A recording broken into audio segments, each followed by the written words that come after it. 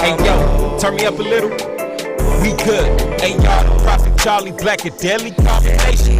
It's been long overdue, I know the streets been waiting. This takes a lot of patience, cause you never rush great. This was for the record, but going down history in the making. Hey y'all, the Prophet Charlie Black, a deadly combination. It's been long overdue, I know the streets been waiting.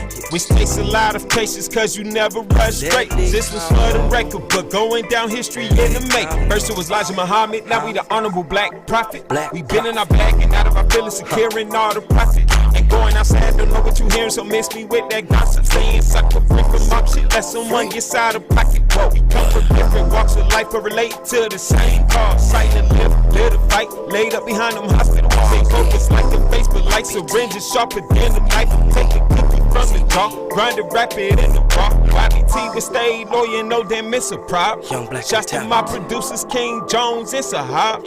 Hey y'all with the alley-oop, I threw him up a lob. Far from a corny nigga, I'm the hottest out of cop. I had to boss up for a check, move my fam up out the jets. Draft some key players in my set, sauce with a blue cheese dabber ranch. I am a club member, you a guest. Speak of my name, better put respect. Step up to me, got a couple right. Fuck who got now, or who got up next? Yeah. Hey y'all, the Prophet Charlie Black, a deadly combination. It's been long overdue, I know the streets been waiting. Which takes a lot of patience, cause you never rush straight. This was for the record, but going down history in the making. Hey y'all, the Prophet Charlie Black, a deadly combination. It's been long overdue, I know the streets been waiting. Which takes a lot of patience, cause you never rush straight. This was for the record, but going down history in the making. Hey, the Prophet, Charlie Black, Black Prophet, that's a fact. Down in history, and it's a fact. Deadly combo, niggas know that. Prophet, that's a fact.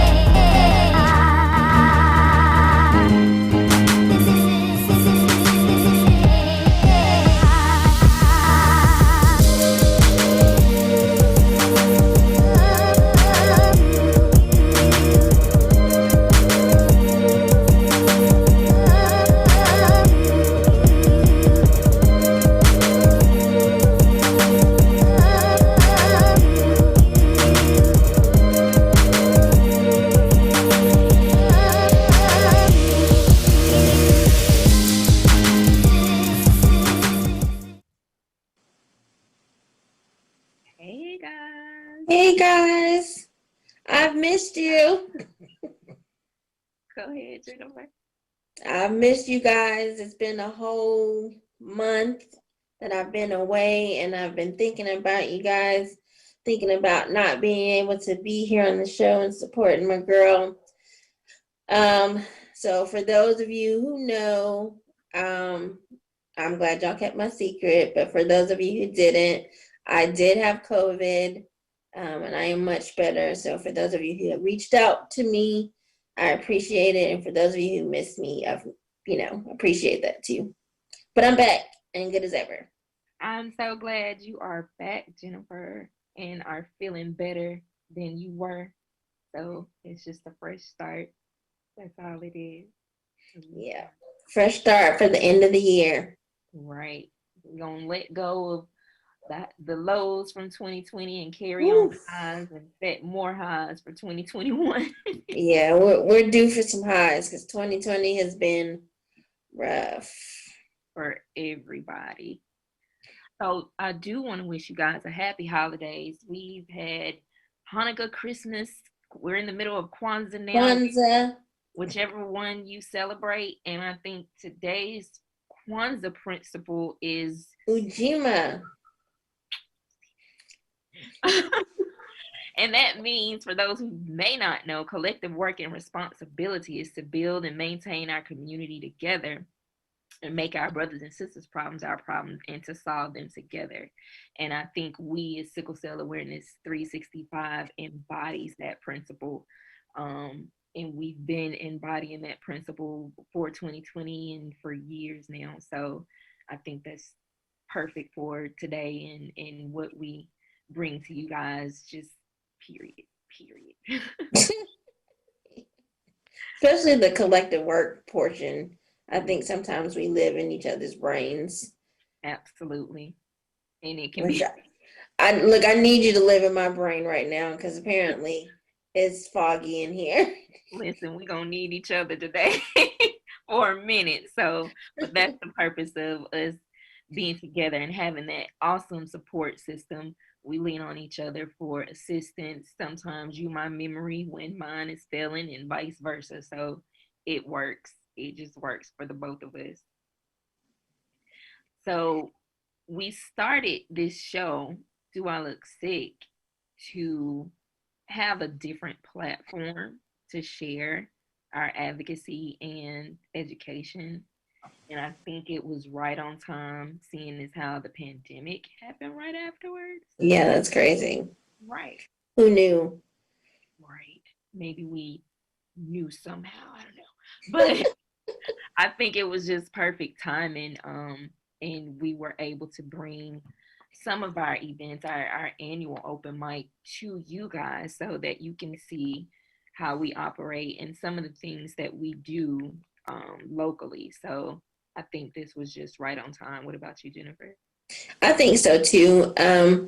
Hopefully, moving into 2021, hopefully we don't have too much longer where we're going to be, restricted to our activities, but at least we built a platform for people to be able to come, ask questions, sit and listen, and be entertained for a while because, like we said, 2020 has been really rough. And I think it's been an outlet for me, even the times that we broadcasted and I was in the hospital. Like, that's just been an outlet for me. And I know it's been an outlet for you. And I know that our wheels have constantly been turning, trying to figure out what more we can do, how we can reach more people. And I think that we're just gonna, go up from here. Yeah, amen to that. And we started this in the we started this in the top of the year with basically a history of what we do as Sickle Cell Awareness 365. So prior to this year, like I mentioned earlier, we would do things locally, like our annual open mic, like our sale talk, like our paint away the pain sessions. We've been doing things locally as Sickle Cell Awareness 365 for quite some time now. So check out that first episode so you can hear all about it. We're going to revisit some of our favorite moments from Do I Look Sick this year. You can catch all of it on our YouTube channel, Sickle Cell Awareness 365, on Manifest TV under Status Network, because just the small gems that we're dropping today, if you watch the whole thing, you're going to need to take notes because a lot of the shows were just that good. Then after that first episode, we went into myths and stereotypes, which are all too common in the sickle cell community. We hit on some of our most outrageous things that we've heard about having sickle cell. And that was a doozy. It was. And I wanted to show this clip of it starts off with newborn screening, but it also talks about one of the myths about it being only a Black disease. And if you watch, then you know that it's not just a Black disease, but a what? A Black disease. Right. So check out this clip of just how crazy things get with this common misconception. Yes, I am calling all the way from Virginia. This is Nishita. Hi, guys. Hello. Thank you for calling. So what's the craziest thing? So one myth, and you already kind of touched on it, that it's a Black thing and that white people are exempt from getting sickle cell. Yes. So that's one thing that I've heard over and over and over again. Yes. And like we said, it's not a Black disease. It's a blood disease. So it doesn't matter what ethnicity you are. Right. If you have blood, you could get it. Right. Yeah. You can get it. So, yeah, I've heard that one too. And I'm constantly educating people that it's not just us. It's primarily in us, yes, but it's not only us. So, yes. And we have to take it upon ourselves to educate those who come to us with that information and correct them. Yep. And I'm glad you work in the field that you work in. Tell everybody what you do. Oh, so right now I'm working in sports medicine. I used to work in labor and delivery, and I know that sometimes when we would have patients come in without prenatal care, they would not want to do a sickle cell screen on white people. Whoa. Oh, we're going to talk about that in a second. People of color. Right. Yeah, and so they would base it, when they would do that sickle cell screen, it would be for Black and Hispanics. That's so Interesting. crazy. And the fact that you said that leads us to something. Another myth. Another myth, but I don't know if it's a myth or not, or if this is actually something that has happened. This would be more of a stereotype. Yeah. I was told by someone who works very closely with the sickle cell community, like back in the day when they were requiring infants to be tested for sickle cell, that they were testing all babies. And then some Caucasian babies were testing positive for sickle cell disease and sickle cell trait. And they stopped wanting to test because a doctor said to this person who told me this story, so this is like straight from this horse's mouth, was like, do you know how hard it is to sit down with a white family and tell them that their child has sickle cell? That's scary. That's crazy. It's very crazy because now the kid is missing out on information or proper treatment because they're in denial about the disease. So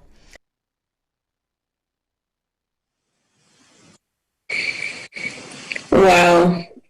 I remember that story too, about the doctor saying how hard it was to tell a Caucasian family like their baby had sickle cell.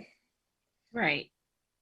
And just them only testing Black and Hispanic people just kind of fed more, well, not kind of, but it fed more into the stereotype of it only being a Black disease. But hopefully by now, and I would think they have changed by now, that it's open to more people. It is a genetic disease regardless of ethnicity, race, whatever. It doesn't matter. Sickle cell don't care.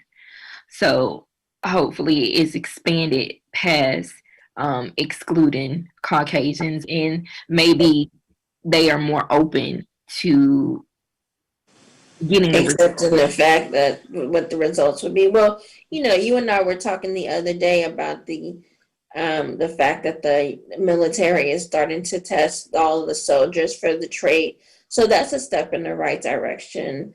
But I mean, by the time you get into the military, you should have already known whether or not you had the trait or whatever. You should have been tested as an infant. That still should be the norm, but at least they're doing it there. And so maybe it'll become more widespread depending on the results of, the testing there. Maybe they'll look at it and be like, oh, well, maybe we should do more widespread newborn testing because of our results here. Right. And that's a good segue into the next clip that mentioned how they were starting to test people in the military for sickle cell trait. And once we show this clip, we'll get into the article I found that solidifies that. So take a look at this one. I want to say one more thing. You touched on, you were talking about the military doing studies. So I actually work with sports medicine doctors, and one of our doctors is doing research and study on sickle cell, and he was prior Army, but he works for the Army now. So there is research going on out there. Good. Behind the scenes.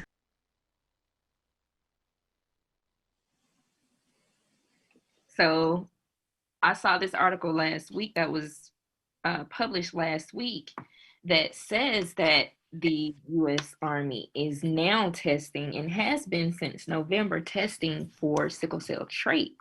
And I think that is just, of course, absolutely awesome. And it gives not only the military the information and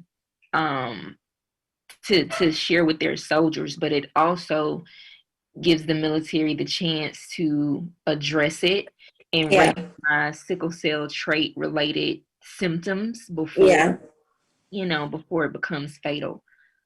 And this is actually, I guess it's perfect timing because I was actually talking about this with my brother back in November when I was in the hospital, and he was telling me, that the Army had started doing that because, some people don't know, but my brother does have the trait and he's in the military.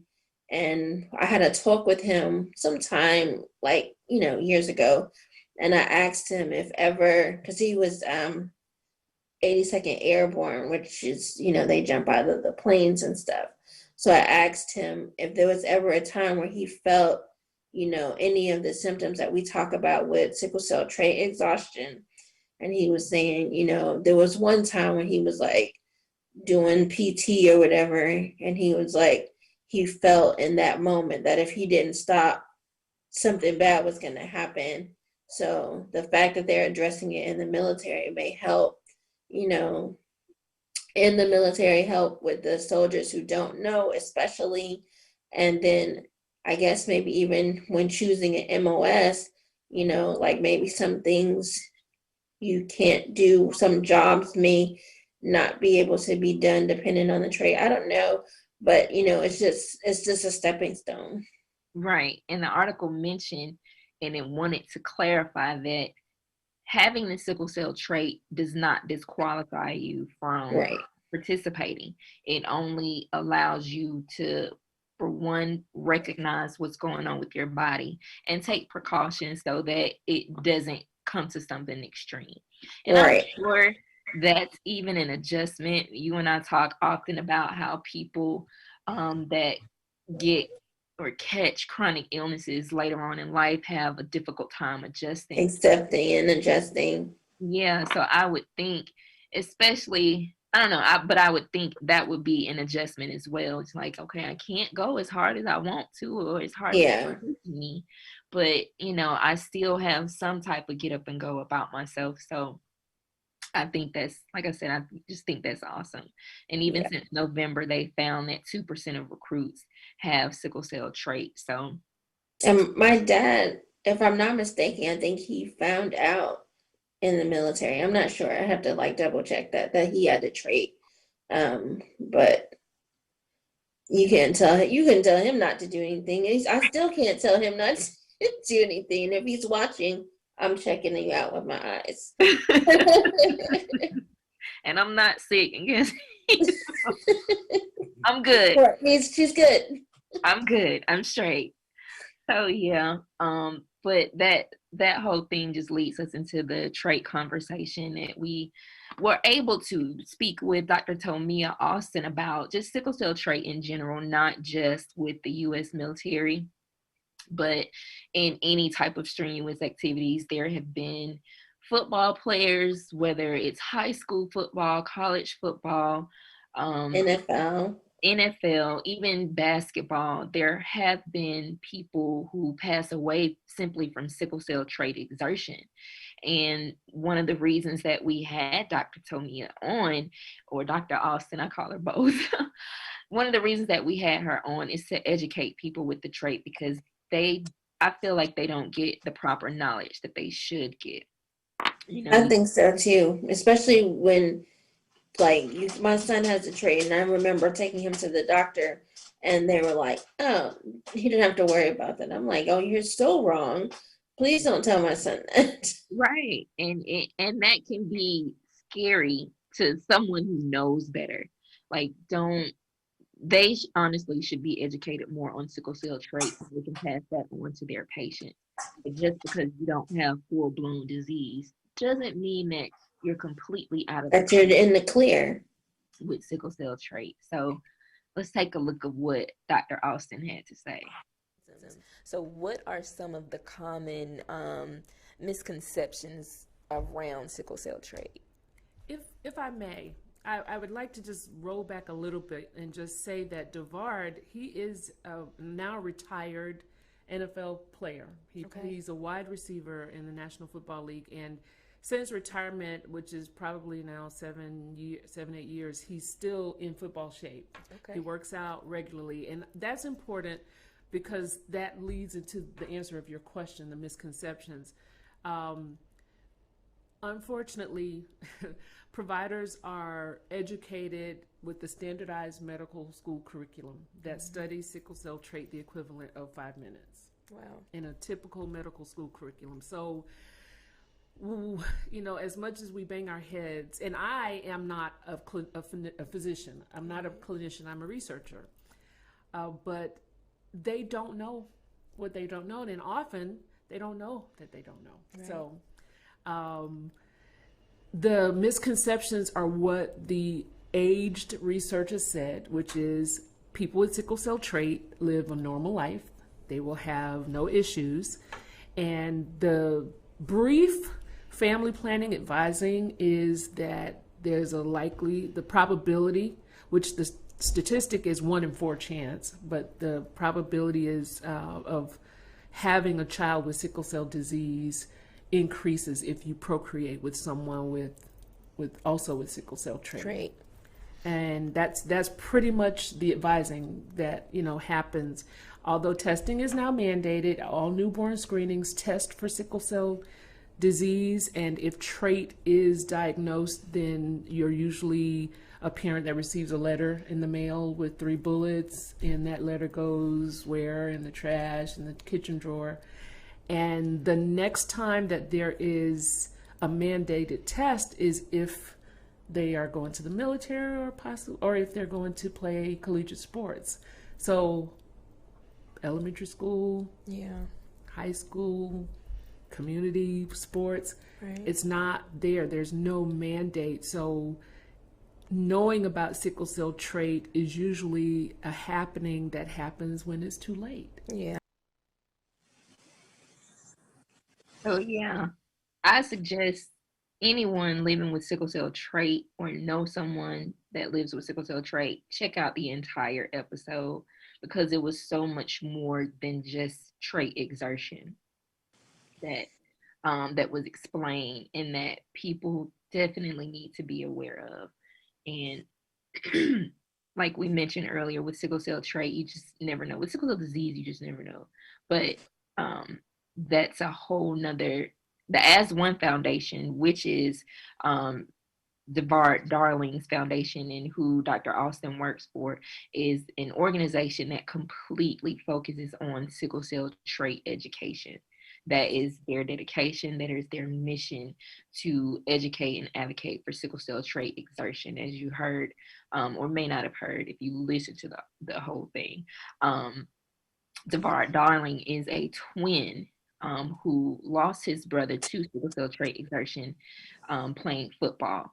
And DeVard Darling is a retired NFL player that started this in memory of his brother. So they really push hydration. Hydration should be for everybody, but it's especially important for those living with sickle cell trait or exertion. Like that's number one. That's number one. So she mentioned too, like when your newborn gets tested and they send you a letter in the mail with just some very limited information. My son has a trait and I never got a letter in the mail. I just know that he has a trait because of the science of it. Like he has to, there's no other way.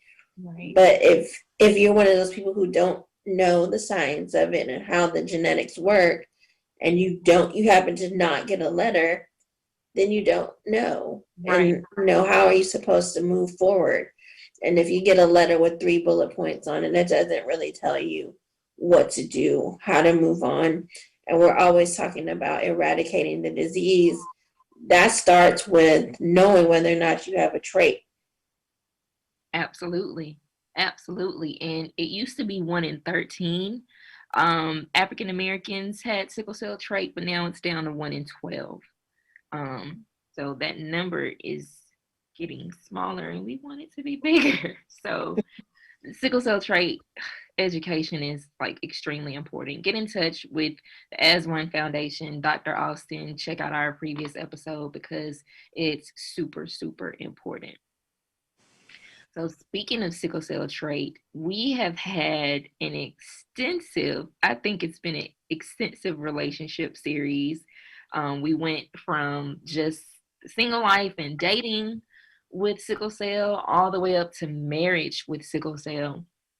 And earlier this year, we talked about how we felt with dating other people. We talked about when to share if that we have sickle cell, when to ask for trait testing from someone that we're dating. We just really went into depth about this whole dating life with sickle cell disease. Yeah. I think that was like my favorite show. What was your favorite? I have so many favorites. It's like picking a favorite kid. I mean, because I love all of them for different reasons. And honestly, out of the relationship series, I really love the last one that we talked with Roy and Madrice LaBeach. They were married. I was so sad that I missed that one because I was so excited to have a conversation with them. No, and they were on COVID. They were awesome. They were absolutely awesome, Jennifer. They dropped a lot of gems. And I just love how they work with each other and their bond and their relationship. It was amazing. Y'all have to watch the whole thing, but check out these two clips that talk about the expectations and the needs of both someone with sickle cell and their partner. We can't just leave out the spouse because they don't have it. That's still a major part of the relationship and the support system. So check out these clips by Mr. and Mrs. LaBeach. How does sickle cell play a factor in, I know men want to be that provider and that protector. How have you met your own expectations becoming a husband and father, even managing your health with sickle cell disease? That's a great question. I'm coming to you next. I don't know if I can say I've met my own expectations. You know, we've been married 4.5 years, and in the time that we've been married, we've definitely had some challenges. But I can definitely say that as far as my effort, I feel like I definitely meet my expectations as far as my effort goes. And unfortunately, you know, with sickle cell, that's all you can control is your effort sometimes. Yeah. Sometimes things are just completely out of our control. Yeah. I get it. Trust me. What about you, Madrice? I know you probably had expectations for, or maybe not, for a husband and father. Do you think that for the most part, Roy has hit those expectations? I do. Yes, we're really big on setting goals, like financial goals, lifestyle goals, and we're on track. I feel like we're just a little bit ahead of the time frame that I had before we even got married. So I have no issues. We've been able to accomplish a lot. We've been able to recoup after some of our setbacks quickly. So yes, I feel like we're doing great, especially when you take into factor our age. Despite any illness for our age where we are, I'm very happy and I feel like we're blessed. So when you do add in the fact that he is dealing with a chronic illness, it just, yeah, I have no complaints. So, Madrice, do you feel that he meets your needs, and what are your needs in the marriage that Roy accommodates? So I'm big on stability, and I like to know that like the routine that we have is going to stay constant.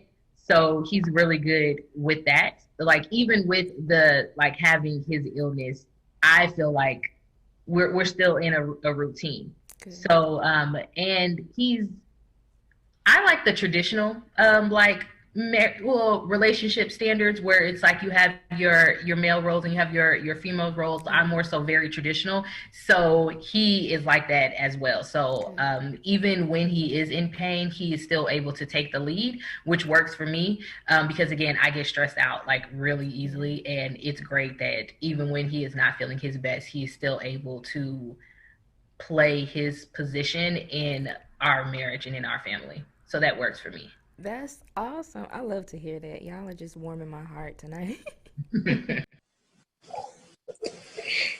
I think it was really cool that you hit on the whole point about having a routine. Yes. Not only the routine, she emphasized how they're big with goal setting and how she felt like they were further along because of those standards and those expectations and those goals that they set with each other. I just had a really good time speaking with them. Like I said, I was taking notes, mental notes. Just and I think a lot of people, whether you have sickle cell or not, could gain a lot from the things that they shared.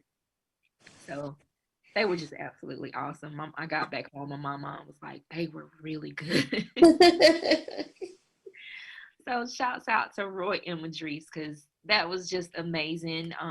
We talked before, especially in person, well, privately and on the show, about when do we tell people that we have sickle cell disease, or when to allow people into that space. Into that, yeah.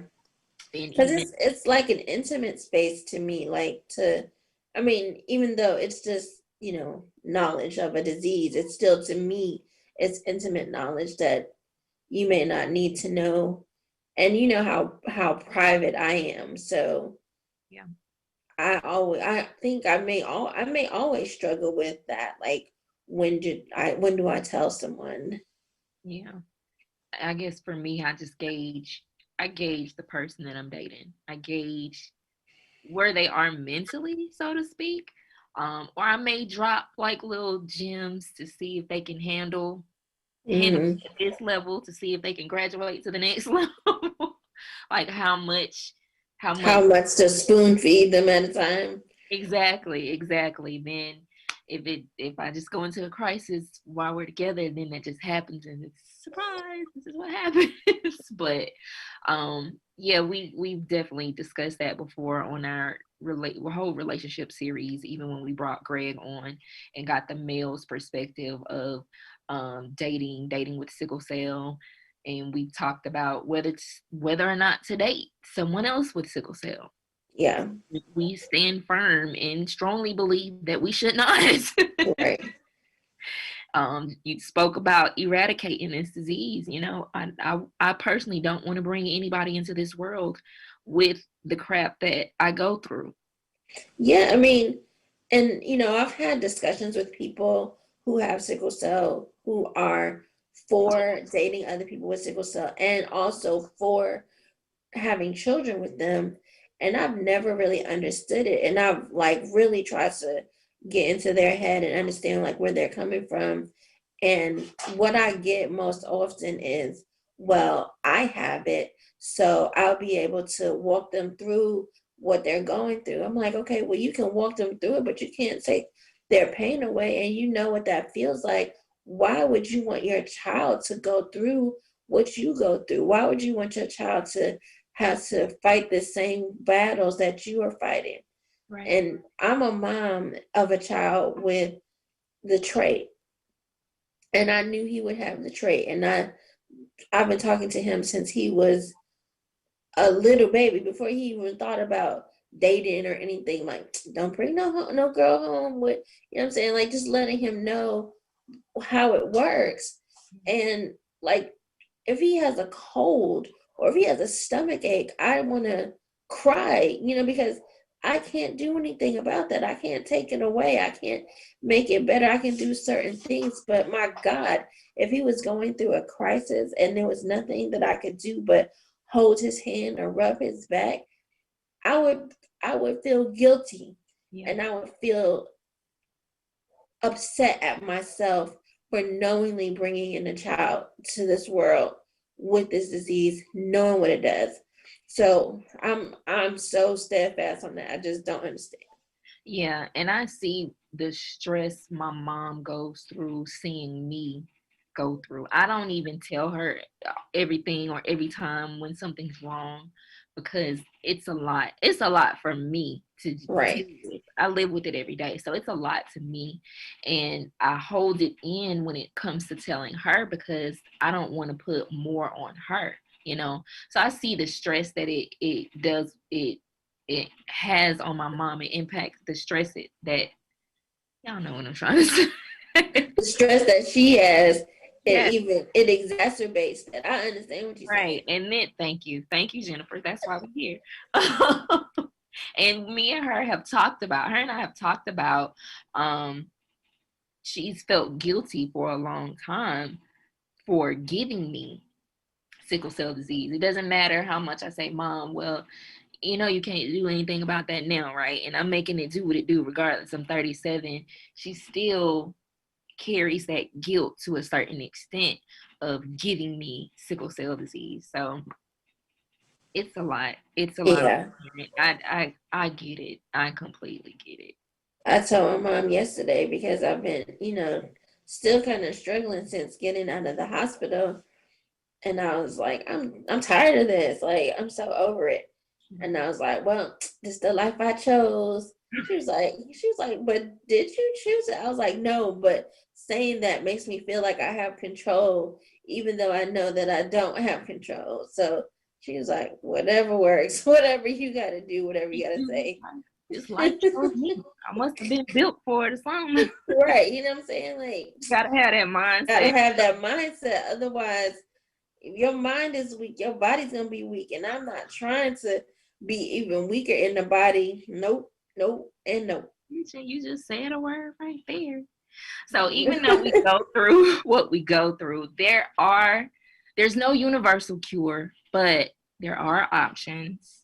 And we had Miss Constance Benson on to talk about her experience with Be the Match and her bone marrow transplant. Again, if you have not heard her story, please go check out our previous Remarkable with her, and she goes into detail about her story. But take a look at this Be the Match ad where she's gung-ho and recruiting bone marrow donors for people to be cured of sickle cell.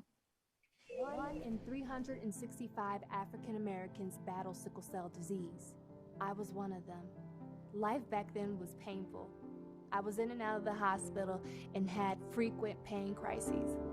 A blood stem cell transplant is the only cure for sickle cell disease.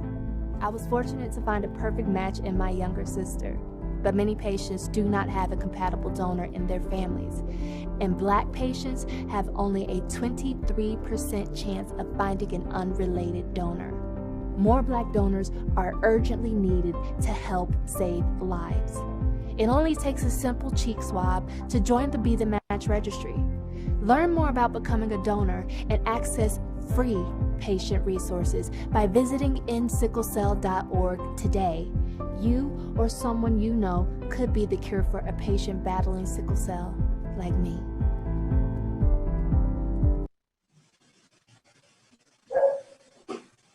Oh yeah, Constance has, like I said, an amazing story. She's just one of many who have been cured of sickle cell disease. Her, Aaron Washington, Christopher Lundy, they're all amazing. I call them post-sickle cell advocates. They talk about their experience with the bone marrow transplant. And in this particular episode, we do go into the bone marrow transplant. We talk about gene therapy. We talk about stem cell transplant and even the different treatments there are for sickle cell disease. So it's still nice to know that people are out there fighting for us and still fighting for a cure. We would love to have a universal cure, but this disease is not one size fit all. I personally don't believe there'll be a cure for it that's one size fit all. But, some people can tolerate it. Some people can't. Some people are eligible for it. Some people aren't. So you just got to know what's for you and what's not. Yeah. And speaking with my favorite Dr. Miller, he was saying that he believes in the next 2 or 3 years, some of the therapies that are currently in the works now and people are, getting the word out will be a little bit more accessible. That is truly the case. And I trust his word. So that gives me hope for the many people who would want to be cured from having sickle cell. Right, right. That's awesome to hear, especially from his perspective. You know, I have love for him too. I've never met him, but from what you tell me and the stories you share with me about Dr. Miller, he's he's awesome. So I'm really glad he shared that with you. So we also talk about not just cures, but we also talked about wellness. We had both Dr. Parnell Abraham, who spoke from a naturopathic viewpoint and shared some things with us. And we'll also, in a minute, share a clip about sickle cell and medical marijuana. But we often talk about how it's important. You know, these treatments are available, these cures are available, but we still have to know how to take care of ourselves at home and outside of the doctor. We need to be working with the doctor on our health. So just take a look at this clip with Dr. Parnell Abraham that kind of goes into detail. Again, you got to watch the whole thing and take notes, but check out this clip. Okay, so I have another question for people with vitamin D deficiency. I can't remember if it was African American people specifically or people living with sickle cell specifically, but we tend to have a vitamin D deficiency. So I spend most of my day outside. Is that enough to replace my vitamin D3 supplement? Well, it helps, but I wouldn't say it's just enough because we do have to supplement. The challenge we have today is that the earth has changed. So we are not getting the vitamin and minerals from the land itself. So therefore, when you harvest anything within the ground, which is our agriculture, you're not going to get a balanced supplement of minerals in there, a balanced supplement of vitamins. So therefore, just eating the right way is not enough. You do have to do some additional supplement. And very often people with vitamin D deficiency, they do have to supplement with vitamin D. And I always suggest D3, not D2, because D2 is the most of a synthetic version. So you want to go with D3, which is more of a natural version of what your body accepts and what your body will process. Okay. So yeah, Dr. Abraham is a gem in the naturopathic medicine world. He himself has sickle cell disease. He has SS, which some see as but we know what it is. Yeah. But he has been able to keep himself out of the hospital following his regimen. His regimen is not everybody's regimen. Yeah. You know, like he mentioned in the episode, you know, some of us can eat leafy greens all day and some of us can't. Some of us can take or eat things with vitamin A and vitamin K and some of us can't. So just like those treatments and cures, your wellness routine is not a one size fit all. You have to do what's best for you. Yeah. So working alongside your physician, and sometimes you may have to adjust your medication in order to be able to follow some of the naturopathic remedies. Right. It's really all trial and error. I can speak that from experience. It's trial and error to see what you can and can't tolerate. This year has definitely been a learning experience for me, just learning my body all over again, and learning what I can now tolerate and I can't. I don't know if anybody paid attention, but I'm gonna pat myself on the back for the weight loss that I've done this year. But it's not just been about the pounds, it's also been about the mental, the emotional, as well as my relationship with food and learning what I can tolerate and what I can't. The stronger medicine, the stronger pain medication really messes me up now. So I have to be careful on how much I take. I can't take as much as I used to. It's been a learning process all the way around. Not just learning sickle cell, not just learning my body, but just all the way around. It's definitely been a process. But like just everyday living is an ongoing learning process. Things that used to work for you or used to serve you when you were, 27 years old, they don't necessarily serve you when you're 37. Your body changes, your thought process changes, your stress levels change. I mean, we go through so much just as people, not even as people with chronic illnesses. And, then you add on this chronic illness that is not a one size fits all. We just have to constantly, take stock of what's going on with ourselves. Right. Reassessments. That's what I call them.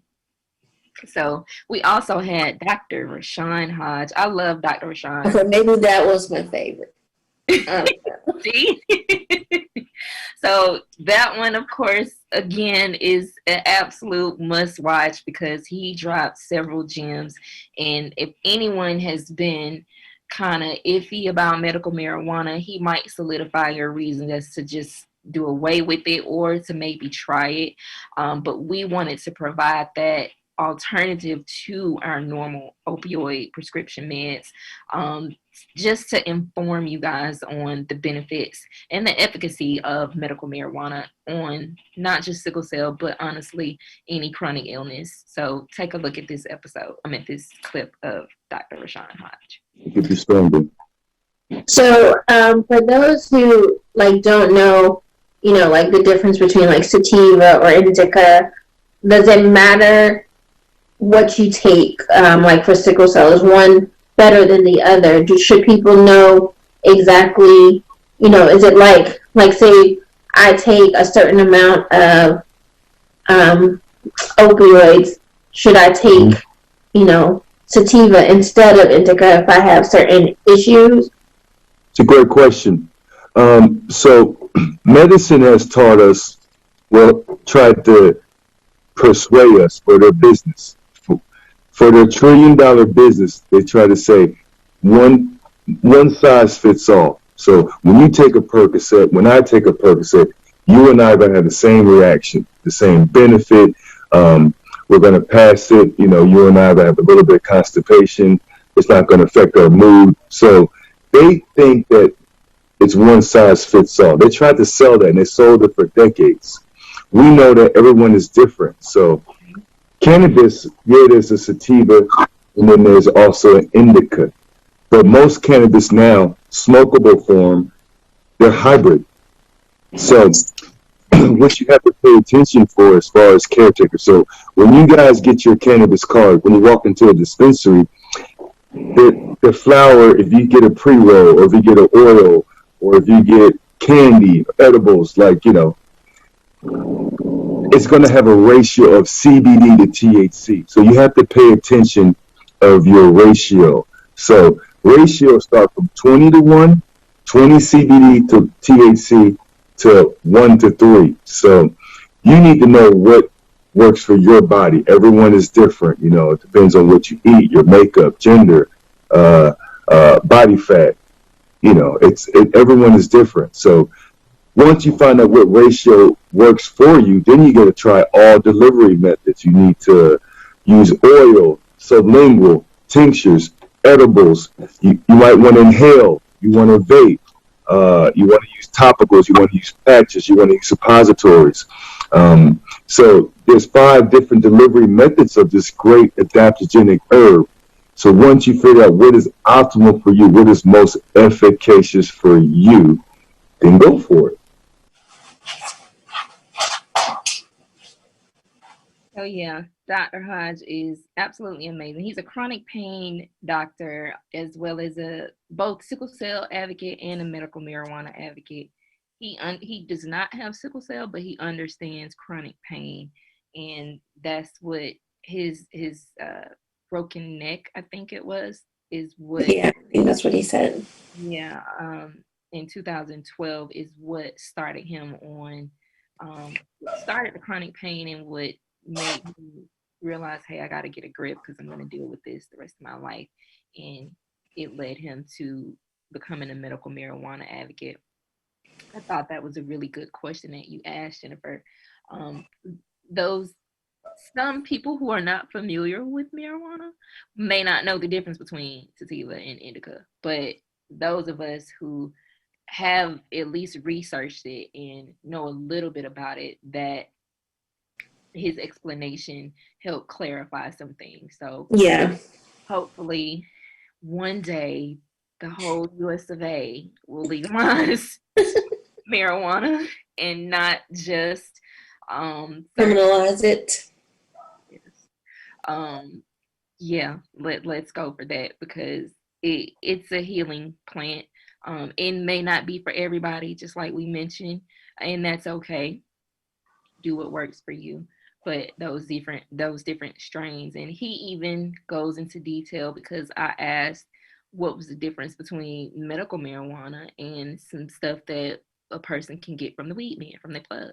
And he goes into details about how clean the medical marijuana is and exactly what is the difference. So please check that out and take some notes, and find him on Instagram. I believe it's Rashawn.Hodge MD, or just Google Rashawn Hodge and look at his website, Premier Chronic Pain Clinic.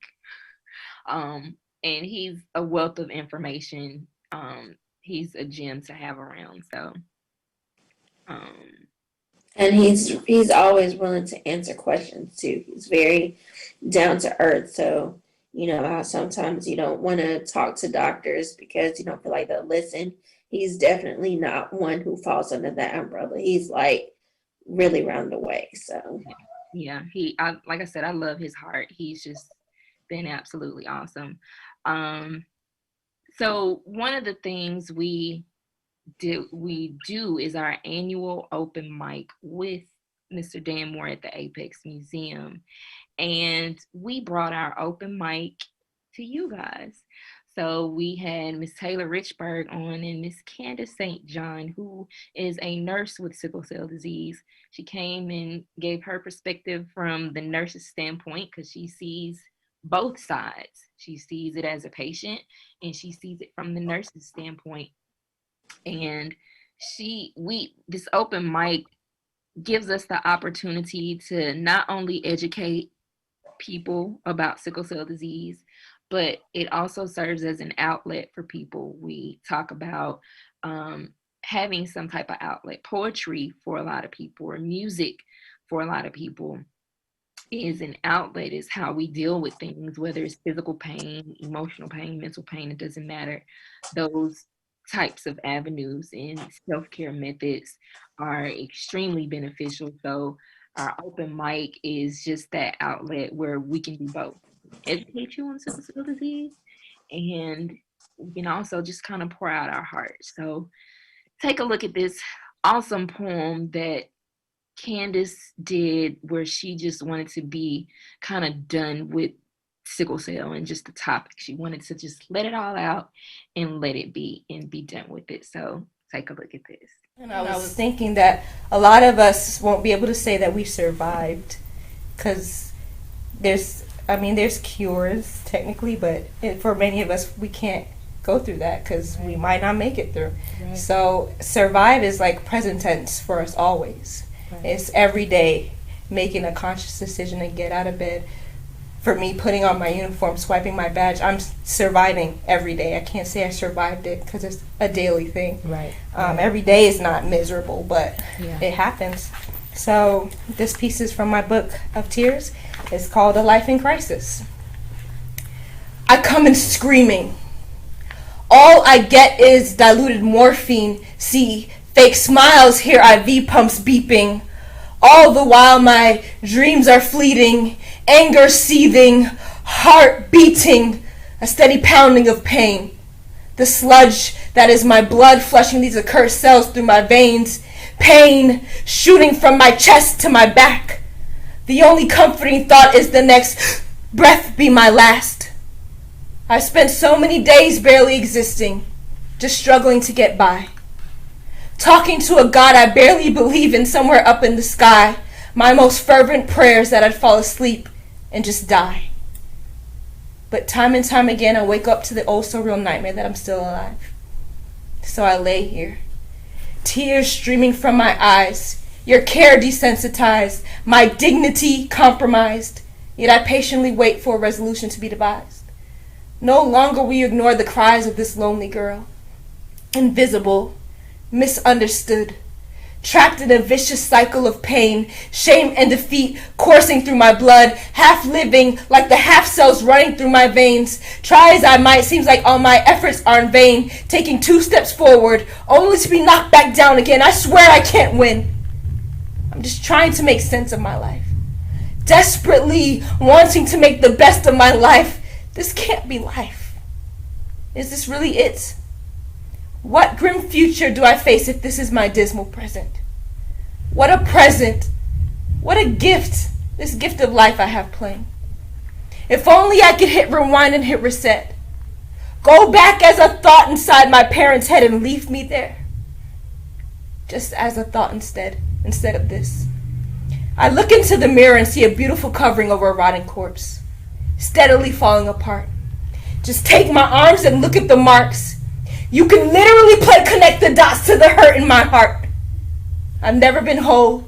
I'm more like a fraction, just a heap of parts. Bones breaking, body aching, daily getting worse, hence the curse. A broken spirit, a tortured mentality, a bruised soul barely existing due to a genetic technicality. Sliced cells running around my body, doesn't know what to do with them. Can't function due to a glitch in the system that leaves me sick, but at the end of the day, I refuse to be a victim. This thing that cripples me, yes, may even bind me, I promise you, it will never define me. I'm a daughter, I'm a sister, I'm a friend, I'm a nurse, I'm a scholar, my thirst for learning never ends. I'm talented and beautiful, I'm more than what you see. I'm not a sickler, and I'm damn sure more than a disease. I march to the beat of my own drum, daring to cross the line. I would give up, but every time I look at the clock, it's just never been that time. When people look at me, a fighter is what they see. I say, don't be too impressed. I'm only strong because I have to be. So I live life freely, and I love aggressively. So no one can ever say that this disease got the best of me. Thank you. That was really awesome. Yeah, Candace is absolutely awesome. I love to hear her spoken word. Make sure you check her out at iam.csaint. Candace St. John, find her. She said you can find her on Amazon, iTunes, Facebook. Yeah, she has a book on Amazon, so check that out, and it's wonderful. Absolutely. Candice, Candis, St. John. Yes, or IMC Saint.